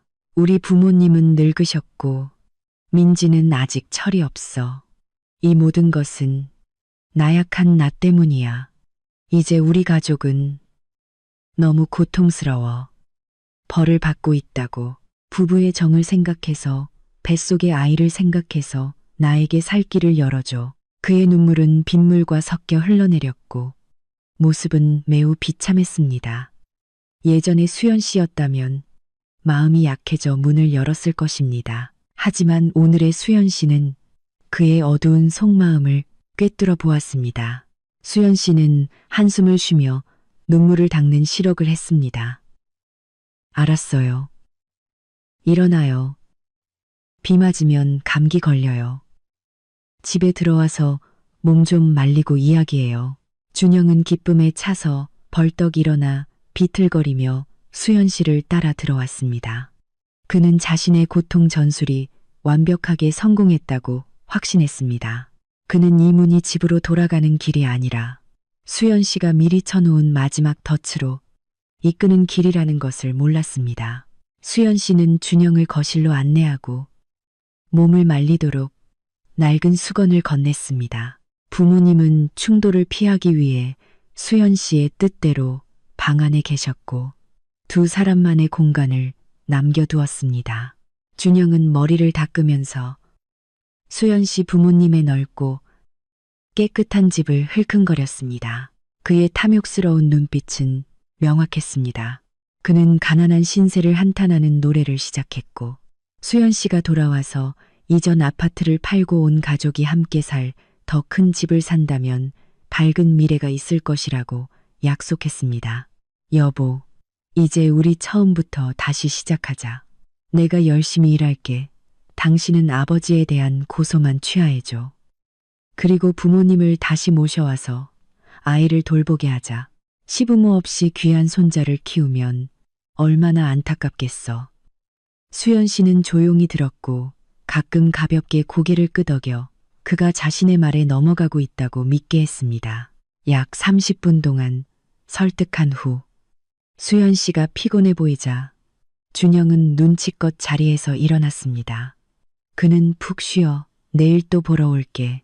사랑해라는 말을 잊지 않았습니다. 그는 승리감에 찬 미소를 지으며 돌아섰지만 세상에 공짜는 없었습니다. 준영은 연기에 심취해 제가 속았다고 기뻐하는 동안 소파에 휴대폰을 두고 갔습니다. 아니면 하늘이 준영을 벌하기 위해 그렇게 부주의하게 만들었을 수도 있습니다. 준영이 대문 뒤로 사라지자마자 수연 씨는 그의 휴대폰을 들었습니다. 잠금 화면은 여전히 옛날 비밀번호인 12만 3456이었습니다. 그는 더 어려운 비밀번호로 바꾸는 것조차 귀찮아하는 게으른 사람이었습니다. 수연 씨는 잠금을 풀고 카카오톡 메시지함을 열었습니다. 가장 최근 메시지는 준영이 집으로 들어오기 직전에 어머니에게 보낸 것이었습니다. 그것은 음성 메시지였습니다. 수연 씨는 재생 버튼을 눌렀습니다. 준영의 목소리가 조금 전에 애원하던 목소리와는 확연히 다른 신나고 계산적인 목소리로 울려 퍼졌습니다. 엄마, 걱정 마. 나 걔네 집에 와 있어. 조금만 속이면 바로 넘어올 거야. 수연이 걔 아직도 순진하고 멍청해. 며칠 더 있다가 걔가 고소 취하하고 나 다시 그 집에 들어간 다음에 애 낳으면 걔 협박해서 진명이 내 이름으로 바꾸고 걔 쫓아내 버릴게. 엄마. 그때 엄마 마음대로 걔 괴롭혀도 돼. 지금은 일단 참아야지. 엄마. 수연 씨는 그 음성 녹음을 3번 듣고 또 들었습니다. 들을 때마다 그녀의 심장은 한 겹 더 얼어붙었습니다. 마음의 준비를 했음에도 불구하고 자신이 한때 남편이라 불렀던 남자의 잔혹함과 뻔뻔함은 그녀를 소름 끼치게 했습니다. 수연 씨는 재빨리 그 음성 메시지를 자신의 휴대폰으로 전달했고 또한 우연히 보게 된 내연녀와의 채팅 기록과 비정기적인 송금 내역도 모두 복사했습니다. 모든 것을 마친 후 그녀는 휴대폰을 소파의 원래 위치에 놓았습니다. 5분 후 초인종이 울렸습니다. 준영이 허둥지둥 돌아온 것입니다. 수연아, 휴대폰을 깜빡했어. 수연 씨는 휴대폰을 들고 대문 틈으로 그에게 건넸습니다. 그녀의 얼굴에는 더 이상 유순한 표정이 없었고 큰 폭풍 전에 무서운 고요함만이 있었습니다. 여기 당신 휴대폰. 조심히 가요. 건강 잘 챙겨요. 법정에 설 준비도 하고. 준영은 휴대폰을 받으며 수연 씨의 마지막 말에 잠시 멈칫했지만 이내 웃어넘기고는 그대로 돌아섰습니다. 그는 이 휴대폰이 방금 자신의 결혼 생활과 미래 전체에 대한 사형 선고문에 서명했다는 것을 몰랐습니다. 내일 법정에서 수연 씨는 그에게 자신의 목소리를 다시 듣게 해줄 것이었습니다. 비 오는 운명적인 오후로부터 일주일 후 수연 씨와 준영은 다시 만났지만 그가 상상했던 낭만적인 화해 분위기가 아니라 법원 조정실에서였습니다. 준영은 수연 씨가 작년에 생일 선물로 사준 정장을 차려입고 붉은 장미 꽃다발을 들고 법원에 왔습니다. 그는 여전히 수연 씨가 이혼 소송을 취하하거나 적어도 자신의 가짜 후회 앞에 마음이 약해질 것이라는 희망을 품고 있었습니다. 그는 방에 들어서서 수연 씨가 최 변호사 옆에 앉아 있는 것을 보고 환하게 미소를 지으며 수연 씨 옆에 앉으려 했습니다. 여보, 사랑해. 오늘 당신 정말 화사해 보여. 당신이 좋아하는 꽃 사왔어. 우리 집에 가서 이야기하자. 법정에서 뭐 하는 거야? 남들 다 웃겠어. 수연 씨는 꽃다발을 차갑게 밀어냈고 판사를 똑바로 쳐다보며 단호한 목소리로 말했습니다. 존경하는 재판장님, 저는 회의를 시작해 주시기를 요청합니다. 저는 이혼에 대한 저의 입장을 고수하며 제출된 서류에 따라 재산 분할 및 양육권을 요구합니다. 준영은 얼어붙었고 입가에서 미소가 사라졌습니다. 그는 수연 씨를 돌아보며 목소리를 높였습니다. 당신 너무 심한 거 아니야. 내가 사과하려고 양보했잖아. 나를 위협하려고 이러는 거야. 내가 말해두는데 집안 재산은 공동 재산이야. 당신 혼자 다 삼키려고 하지 마. 그리고 뱃속의 아들은 박씨 집안의 귀한 손자야. 법원은 절대 당신이 아이를 데려가게 두지 않을 거야. 최 변호사는 이때 조용히 서류철을 열고 두꺼운 서류 뭉치와 USB를 테이블 위에 놓았습니다. 그는 준영을 안쓰러운 눈빛으로 바라보았습니다. 박준영 씨, 아마 상황 파악이 안 되신 것 같습니다.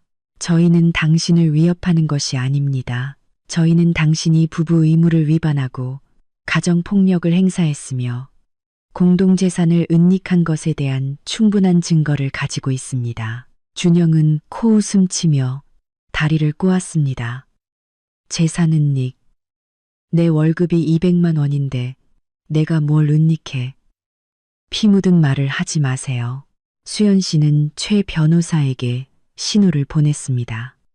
변호사는 USB를 컴퓨터에 꽂고 조정실의 큰 화면에 연결했습니다. 짧은 영상이 나왔고 가장 중요한 것은 준영이 수연 씨 친정에 왔던 날의 음성 녹음 파일이었습니다. 엄마 걱정 마. 며칠 더 있다가 걔가 고소 취하하고 나 다시 그 집에 들어간 다음에 애 낳으면 걔 협박해서 진명에 내 이름으로 바꾸고 걔 쫓아내 버릴게. 준영의 얼굴은 종이장처럼 새하얗게 변했습니다.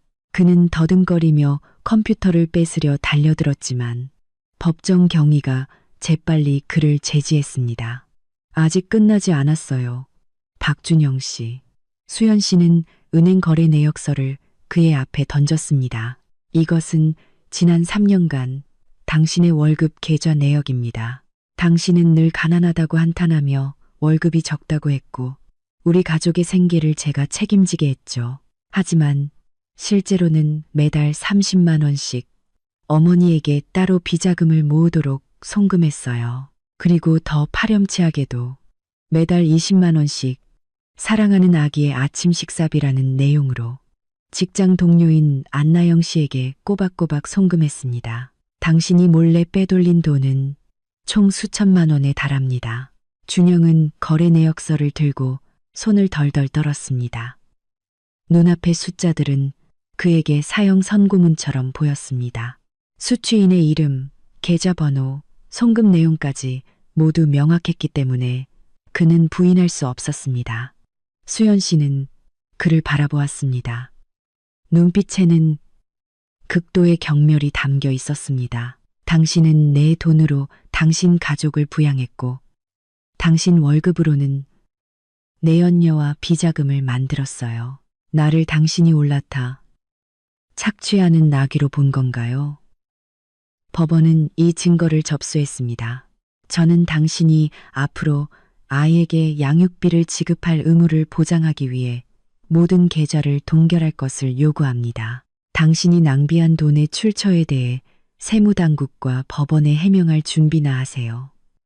판사는 조정불성립을 선언하고 이혼 소송 절차로 넘어갈 것이라고 발표했습니다. 준영은 의자에 주저앉았습니다. 그가 들고 온 장미 꽃다발은 그의 신발 밑에 떨어져 짓밟혔습니다. 그는 자신이 파놓은 황금광산과 모든 미래가 공식적으로 무너졌다는 것을 알았습니다. 조정 실패 후 준영 가족은 재정적 궁핍에 빠졌습니다. 계좌는 동결되었고 빚은 쌓였으며 명예는 바닥에 떨어졌습니다. 경자 씨는 뉘우치기는커녕 자신의 탐욕스럽고 무식한 본성에 맞는 미친 듯이 대담한 생각을 해냈습니다. 그날은 수연 씨가 국제 산부인과 병원에서 정기 검진을 받는 날이었습니다. 수연 씨는 편안함과 독립성을 위해 부모님과 함께 가지 않고 직접 운전해서 갔습니다. 경호원을 한 명 고용했지만 그가 로비 밖에서 기다리는 동안 수연 씨는 개인 초음파실로 들어갔습니다. 병원 문을 나서서 경호원이 차를 가져오기를 기다리고 있을 때 갑자기 낡은 승합차 한 대가 들이닥쳤습니다. 차 문이 열리자 경자 씨와 문신을 한 낯선 남자 두 명이 시골에서 올라온 친척처럼 보이는 모습으로 뛰어내렸습니다. 경자 씨는 수연 씨를 손가락으로 가리키며 소리쳤습니다. 전현이야, 당장 차에 태워 시골로 끌고 가. 두 남자는 험악하게 달려들었고 한 명은 수연 씨의 팔을 잡으려 했고 다른 한 명은 입을 막고 차에 태우려 했습니다. 주변에 몇몇 행인이 있었지만 그들의 흉악한 모습에 선뜻 나서지 못했습니다. 일촉즉발의 순간 수연 씨의 자기 방어 본능이 강하게 발동했습니다. 그녀는 더 이상 그들이 괴롭히도록 내버려두는 나약한 여자가 아니었습니다. 수연 씨는 한 걸음 뒤로 물러서서 준영의 집을 떠난 날부터 가방에 항상 가지고 다니던 강력한 호신용 스프레이를 재빨리 꺼냈습니다. 칙. 강력한 최루액이 앞장서 달려드는 남자의 얼굴에 정통으로 뿌려졌습니다. 그는 고통에 신음하며 얼굴을 감싸 쥐었고 눈물과 콧물이 범벅이 되었습니다. 나머지 한 남자는 놀라서 잠시 멈칫했습니다. 그 기회를 놓치지 않고 수연 씨는 온 힘을 다해 그의 하복부를 걷어찼습니다. 그는 삶은 새우처럼 몸을 굽혔고 얼굴은 파랗게 질려 아무 말도 하지 못했습니다. 경자 씨는 자신의 부하들이 제압당하는 것을 보고 극도의 공포에 질렸습니다. 그녀는 수연 씨의 머리채를 잡으려 달려들었지만 수연 씨는 재빨리 옆으로 피했습니다. 바로 그때 수연 씨의 경호원이 주차장에서 폭풍처럼 달려왔습니다. 쿵!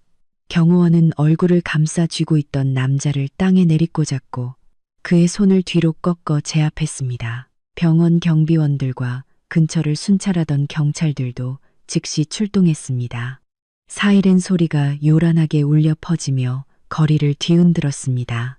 경자 씨는 경찰관 2명에게 현장에서 수갑이 채워졌습니다.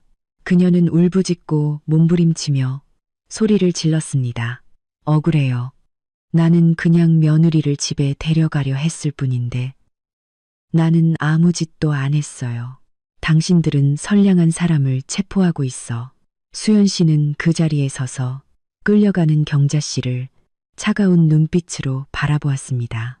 그녀는 주변 사람들과 경찰이 모두 들을 수 있도록 큰 소리로 말했습니다. 말도 안 되는 소리 하지 마세요. 병원 CCTV에 모두 녹화되어 있어요. 임신한 여성을 공격하고 불법적으로 납치하려 한 행위는 이번에 당신을 감옥에서 뉘우치게 할 충분한 죄목입니다. 경자 씨는 감옥이라는 단어를 듣자마자 그 자리에서 기절했고 경찰관들이 그녀를 들쳐 업어 호송차에 태워야 했습니다. 그리하여 태호 씨에 이어 경자 씨도 구치소로 향했습니다. 그들의 가족은 이제 자신들의 무지와 악행에 대해 하나씩 대가를 치르고 있었습니다. 경자 씨가 납치 혐의로 체포되었다는 소식은 태호 씨에게 청천벽력과 같았습니다. 그는 그때쯤 허름한 월세방에서 술을 마시며 시름에 잠겨 있었습니다. 전화 통화를 끝내자 그의 광기는 맹렬하게 폭발했습니다. 술과 평소의 난폭한 본성이 뒤섞여 그는 이성을 잃었습니다. 태호 씨는 집주인에게 침대 다리를 고치기 위해 빌린 쇠망치를 집어들었습니다. 그의 눈은 핏발이 서서 붉게 물들었습니다. 그는 중얼거렸습니다. 이 악마 같은 년, 내 아들을, 내 아내를 망쳤어. 내가 너를 죽일 거야. 내 모든 것을 박살낼 거야. 그는 수연 씨를 찾을 수 없었기에 그녀의 재산에 분풀이를 하기로 결정했습니다. 그는 수연 씨가 새로 산 고급 외제차를 친정 부모님 집 앞에 주차해 둔다는 것을 알고 있었습니다. 태호 씨는 택시를 타고 수연 씨의 친정집 앞에 도착했고 그곳에 주차된 하얀색 고급 세단을 보자 미친 짐승처럼 달려들었습니다. 콰직, 첫 번째 망치질이 앞 유리창을 박살냈습니다. 유리 조각들이 사방으로 흩어졌습니다. 그는 계속해서 망치를 휘둘러 보닛을 찌그러뜨리고 헤드라이트를 부수고 사이드 미러를 부러뜨렸습니다. 조용한 대낮에 금속이 부딪히는 소리가 충격적으로 울려 퍼졌습니다. 내가 너를 아주 박살내주마. 내가 감히 거들먹거려. 수연 씨의 아버지는 큰 소리에 달려 나왔습니다. 그 광경을 보고도 아버지는 당황하지 않고 침착하게 휴대폰을 꺼내 태호 씨의 모든 행동을 녹화하는 동시에 경찰에 신고했습니다. 태호 씨는 실컷 때려 부수고 숨을 헐떡이며 돌아서는데 수연 씨의 아버지가 녹화를 하고 있는 것을 보고 망치를 치켜들며 위협했습니다. 이 늙은이, 내가 내 머리통도 부숴버릴까봐. 내 딸은 독사 같은 년이야. 내가 본때를 보여줘야지. 평생을 청렴하고 고상하게 살아온 수연 씨의 아버지는 이 난폭한 전직 시아버지를 똑바로 바라보며 단호하게 말했습니다.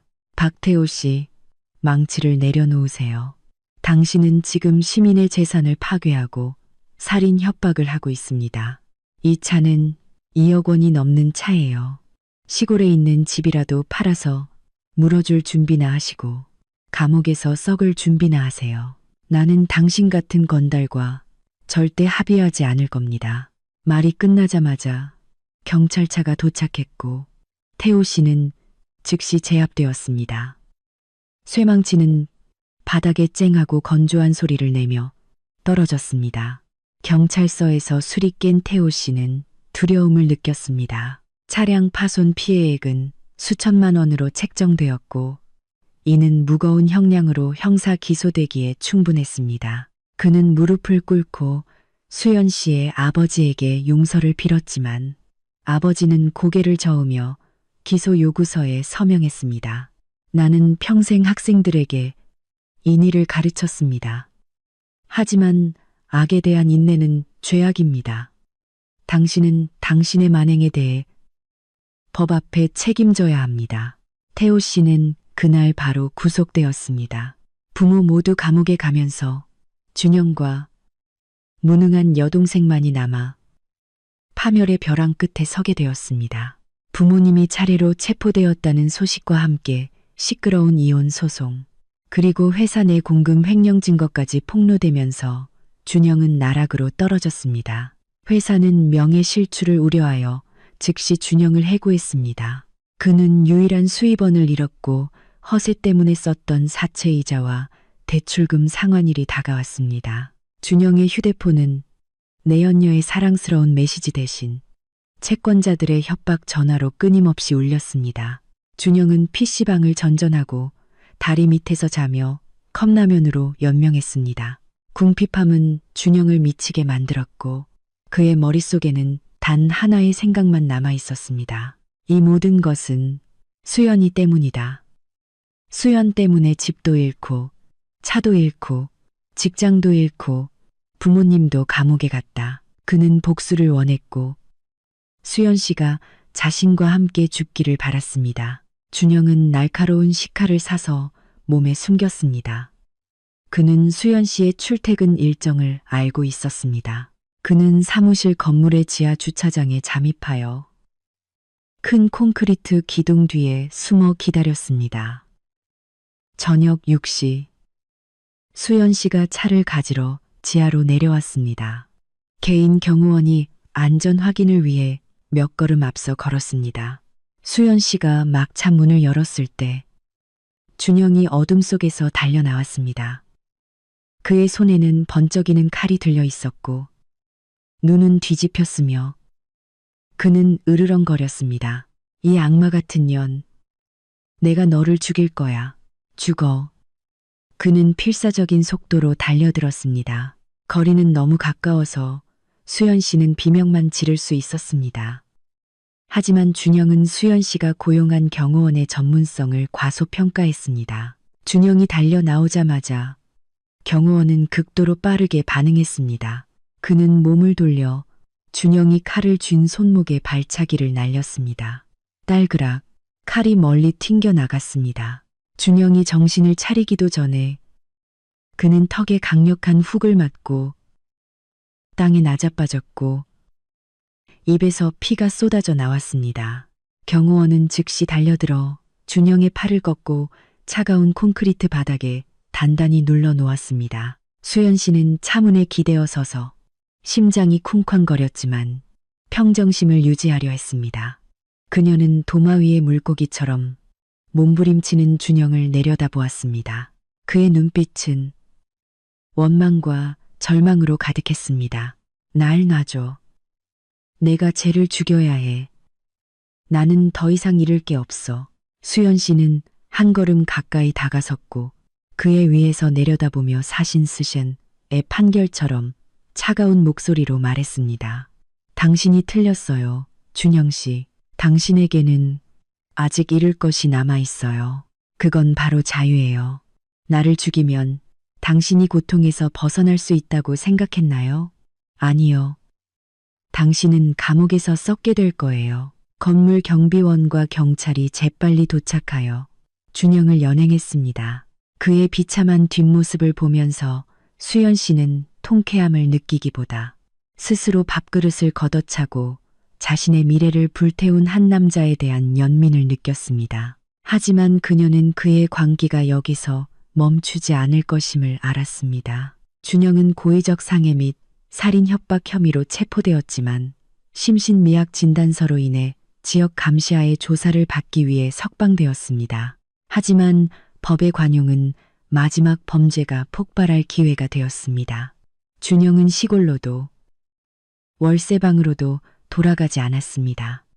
망상과 증오 속에서 그는 모든 것을 걸고 최후의 도박을 하기로 결정했습니다. 그는 자신이 행복할 수 없다면 수연 씨와 그녀의 가족도 파멸해야 한다고 생각했습니다. 그날 밤 준영은 휘발유 2통을 사서 수연 씨의 친정집 주변에 몰래 왔습니다. 새벽 3시 온 동네가 깊은 잠에 빠져 있을 때였습니다. 준영은 수연 씨와 그녀의 가족이 잠들어 있는 1층 현관문과 창문에 휘발유를 뿌렸습니다. 휘발유 냄새가 진동했습니다. 그는 불을 붙였고 불꽃은 맹렬하게 타올랐으며 나무 문을 집어삼키고 집 안으로 빠르게 번졌습니다. 준영은 길 건너편에서 붉은 불꽃을 보며 일그러진 미친 듯한 미소를 지었습니다. 타버려. 다 타버려. 너희들 모두 죽어. 다행히 수연 씨의 아버지는 태호 씨의 차량 파손 사건 이후 자동화재 경보 시스템을 설치해 두었습니다. 요란한 화재 경보음이 온 집을 깨웠습니다. 수연 씨는 벌떡 일어나 타는 냄새를 맡고 서둘러 부모님을 부축하여 옥상으로 올라갔고 미리 계획해둔 비상구를 통해 이웃집으로 탈출했습니다. 주변 이웃들이 불이 난 것을 발견하고 소리쳤고 누군가는 물을 뿌리고 누군가는 소방서에 신고했습니다. 불은 집 전체를 태우기 전에 빠르게 진압되었지만 1층은 심하게 손상되었습니다. 경찰이 즉시 현장에 도착했습니다. 준영은 여전히 거기에 서서 미친 사람처럼 웃고 떠들었고 도망칠 생각조차 하지 않았습니다. 그는 라이터와 휘발유통이 널브러진 채 현장에서 체포되었습니다. 이번에는 어떤 심신미약 진단서도 그를 구할 수 없었습니다. 방화 및 조직적인 살인 미수행위는 특별히 중대한 결과를 초래했습니다. 3개월 후 열린 순회 재판에서 박준영은 징역 12년을 선고받았습니다.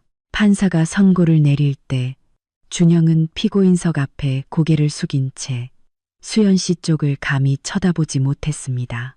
수연 씨는 방청석에 앉아 만삭의 배 위에 손을 얹고 그를 마지막으로 바라보았습니다. 더 이상 사랑도 증오도 없었고 오직 공허함만 남아 있었습니다. 이 지독한 악연은 마침내 정당한 판결로 완전히 끊어졌습니다. 3년 후 서울은 갑작스러운 비가 내리는 가을이었지만 공기는 여전히 부드럽고 쾌적했습니다. 수연 씨는 예전보다 2배나 커진 자신의 사무실에 앉아 통유리창 너머로 도시를 내려다보고 있었습니다. 책상 위에는 수연 씨와 아들 김민호의 사진 액자가 놓여 있었습니다. 그녀의 아들은 올해 3살이 되었고 건강하고 영리하며 엄마를 닮아 밝은 눈을 가지고 있었습니다. 그는 수연 씨의 성을 따랐고 그녀와 온 가족의 자랑이자 삶의 원천이었습니다. 그 해의 끔찍한 사건들 이후 수연 씨의 삶은 점차 궤도로 돌아왔고 그 어느 때보다 평화롭고 찬란했습니다. 태호 씨는 아들이 징역 12년형을 선고받았다는 소식에 그리고 자신이 재물 손괴 및 고의적 상해죄로 징역 2년을 선고받은 것에 더해 구치소에서 뇌졸중으로 쓰러졌습니다. 그는 형집행이 정지되어 집으로 돌아와 치료를 받았지만 이제 반신불수가 되어 허름한 월세방에 누워 지냈습니다. 모든 생활은 이웃들의 자선과 딸 민지에게 의존해야 했습니다. 민지는 모든 것을 잃고 남자친구에게 차인 후 직업 없이 저렴한 술집에서 서빙 일을 해야 했습니다.